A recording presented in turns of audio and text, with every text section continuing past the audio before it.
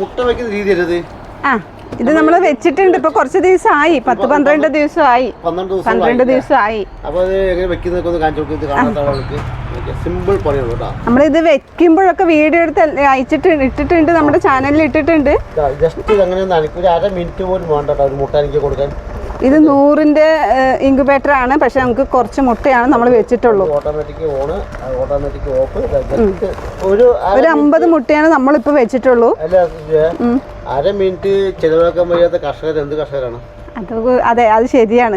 ഒരു 1/2 മിനിറ്റ് വേണ്ടുള്ളൂ ഒരു ദിവസത്തില്, രാവിലെയും വൈകിട്ട് ഒരു 1/2 മിനിറ്റ്, കൂടുതലൊന്നും വേണ്ട. 12 വാട്ട് വഴിയായിട്ട് കറണ്ട് വരിക.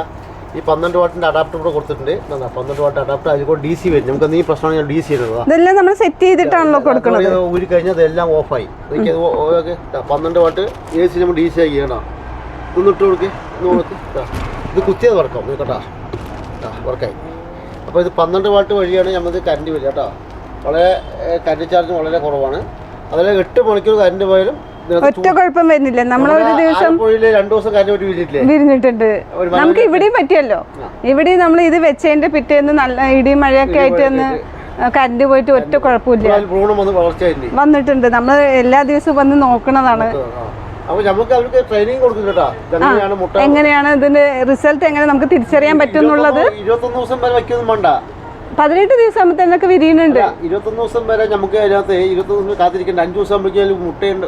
അതറിയും റിസൾട്ട് ഉള്ള മുട്ടയാണോ ഇല്ലാത്തതാണോ നമുക്ക് 5 ദിവസത്തിനുള്ളിൽ 4 ദിവസം കഴിഞ്ഞാൽ തന്നെ നമുക്ക് തിരിച്ചറിയാൻ പറ്റും. അപ്പൊ നമ്മൾ എന്താ ചെയ്യേണ്ടത്? അപ്പൊ റിസൾട്ട് ഉള്ള മുട്ടനെ നമുക്ക് ഇവിടെ സേവ് ചെയ്തിട്ട് റിസൾട്ട് ഇല്ലാത്ത നമുക്ക് മാറ്റി വെക്കാം. ടൈം വെറുതെ പരിപാടി അത്രേ ഉള്ളൂ. അപ്പൊ ചുരുങ്ങിയ പണിയേ ഉള്ളൂ. ചെറിയ സമയം കൊണ്ട് നമുക്ക് വലിയ വരുമാനം ഉണ്ടാക്കാൻ പറ്റും. അത് നമുക്ക് മുട്ട കുറവേ കിട്ടിയുള്ളൂ, അതുകൊണ്ട് നമ്മൾ 100ന്റെ വെച്ചിരിക്കുന്നതാണ്. ഇൻക്യുബേറ്റർ 2500 കേരളത്തിലും കിട്ടില്ല, തമിഴ്നാടും കിട്ടില്ല, എവിടെയും കിട്ടില്ല. നമ്മള് കൊടുക്കുന്ന സ്ഥലം നമ്മുടെ KRS മാത്രമേ ഉള്ളൂ അല്ലേ?